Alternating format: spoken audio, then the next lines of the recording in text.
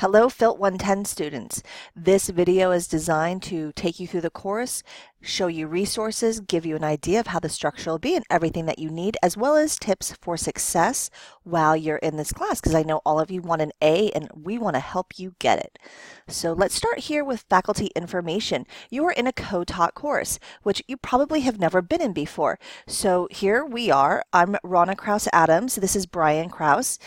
We are co-teaching this class because my expertise is in health and nutrition and exercise, and Brian's expertise is in geography and GIS and primarily medical geography.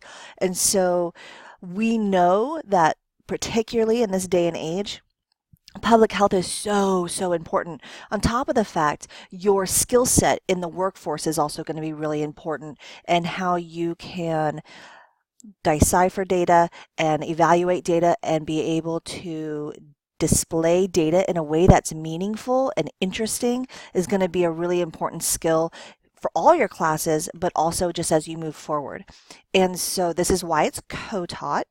When you want to reach out to us, I encourage you to email us. Always email us both. We will usually either both respond or one of us will respond, but that way your email gets to the right person to answer your question. We're both very quick, but it slows us down if you email Brian and Brian's like, well, actually, Ronna needs to answer that and he has to send me the email and so on. So just make sure that you're always emailing both of us. Let's go to your syllabus and schedule. So key, here is your syllabus. Read it thoroughly, please. You need to know our policies. This is our contract. Here is, at the end of your syllabus, you will find your schedule. So I scroll and scroll and scroll. There you go. And so you want to look at your schedule. You want to be cognizant of your schedule, and you want to be making plans for how you're going to complete your work. Most all the materials you need in this class can always be found in weekly folders. So I'm going to open it up here. We're going to talk about Carnegie Credit in a minute. Here you will find your weeks. Your weeks will always be laid out like this. There'll be an image. It'll tell you what we're doing that week, the chapter that we're doing, or maybe it's possibly this is your intro to GIS. It'll have due dates. It'll have what you should expect to find in this weekly folder.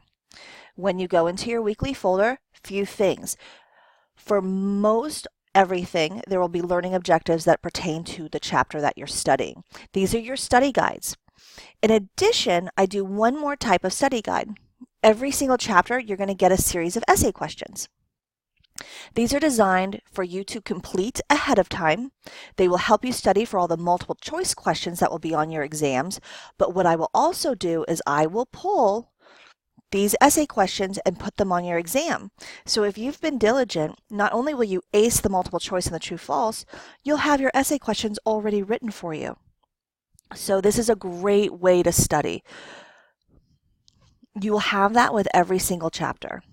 In addition, just your week one, you have a little syllabus success quiz because I want to make sure that you remember all the important details. Okay. Right here you can find mapping resources. Brian will introduce you this a little bit more as we go farther into the semester, but here are just some different places that you can go when you're doing projects that will orient you to health data and GIS. Okay, so the next thing I want to discuss with you is how we're going to be successful. This is going to be very important. So one of the things that I need to focus you in on is what this class will take.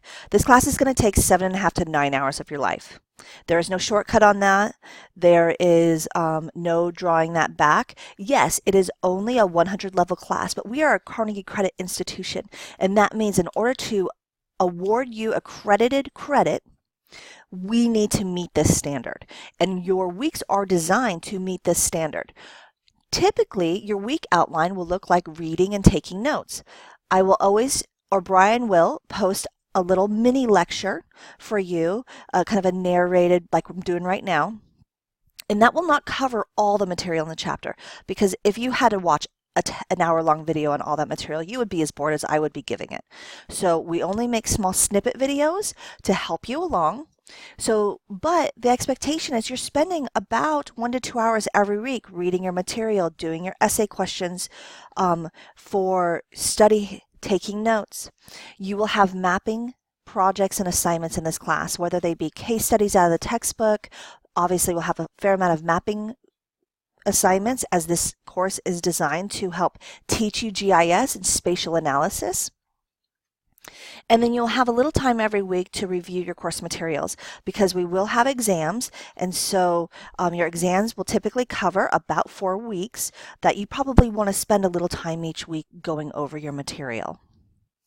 So the next thing you're going to do is you're going to make sure that you go back a slide and print your schedule. Printing your schedule is so important because yes, you will always see a few weeks open, and I do put your schedule outside the weekly folder, but some weeks are heavier than others. And so with your life circumstance, you may want to work ahead. You may want to plan for what you need. Sometimes, occasionally, you'll have a due date in the middle of the week. Here's a good example. There's an update on this assignment due, and this is on Wednesday. So you want to know that so you can plan accordingly. The next thing to be successful that you have to do is you have to look ahead. So just like I talked about, you need to make a plan for your time. You need to plan ahead. You have to read your textbook and associated additional reading material. You will not pass the exams if you do not do these steps. Listen to the lectures and any associated videos. They're meant to bring it to life. And also, and if you want to retain information, one of the best ways you can do is to create multiple neurological maps to the data that you're trying to get. So hearing something, reading something, writing something, all of these things make more maps to the information that you want to retain. So the more you study broadly in multiple forms, the better your chance is of accessing the information that you need when you need it. You'll have better memory. So that's a part of it, completing the essay questions and making sure that you've done them thoroughly. I grade essay questions tough because you have them ahead of time.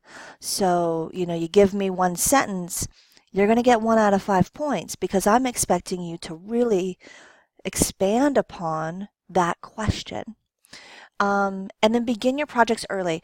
Brian and I also try to maintain work-life balance, and we may not be available Sunday at 11 o'clock at night when you're, scrambling to finish a GIS project.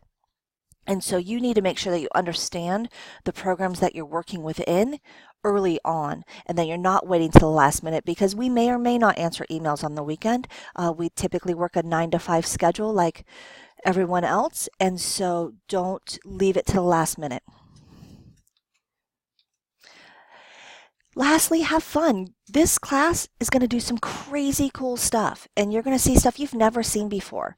And so that's good. You're going to get out of it what you put into it.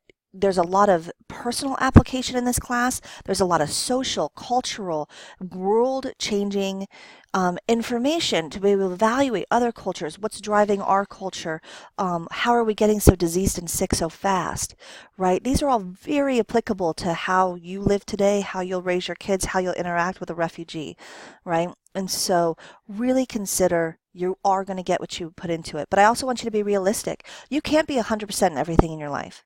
So if you're, a full-time student, a full-time employee, you have children, you have spouses, you have a lot of other things going, make sure you decide where your A's, B's, and C's live. Since you can't be 100% in everywhere, decide what's the most important, whether it be that assignment that time, the situation that time.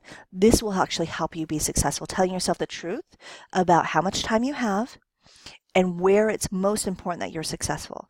So for me, the 2 places that it is most important that I'm successful is in my home life as a mother and a wife, and as in my profession, right? But sometimes I have to weigh those against each other as well, right? And so really kind of consider when you're planning, how are you going to get what you need out of this class? Maybe you only need a B because you're a wife and you have 3 small babies at home. I don't know.